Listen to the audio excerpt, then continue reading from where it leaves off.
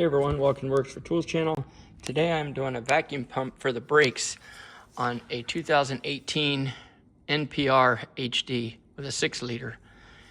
Now you got to get a new pump. That had to get it from Isuzu. There's the pump, and then an updated, or actually another pulley, but the pump's been updated as we can see. I was trying to look at this and go, okay, it's this way on the old one, but there's instructions that I couldn't find, but I saw another video where they're putting it on this way. And now I know why, because this part is so much bigger than the original one.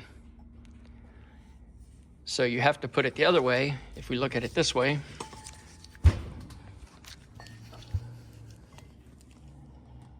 the pulley's gonna have to go this way to be lined up right because of the height of the pump now. So we'll get it together and then we can see the difference for sure. So to put the pulley on, you're gonna use a tool like this. It threads in there. You tighten this down until it's flush. As we can see, the new pump is redesigned. This part's bigger. So in them kind of line up, you can see the pump pulley has to be the other direction so that it lines up correctly. There it is. Get it back on the truck. Another thing I thought was interesting to see how this one is all this play, and this one was making a lot of noise on the truck.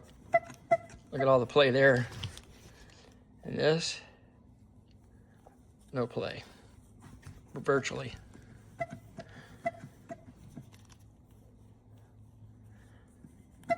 Yep. The tension, you can feel the tension. You might not be able to see it so much, but this and this, the tension, if you turn it.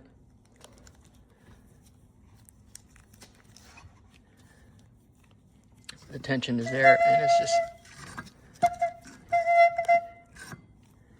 not there on that one.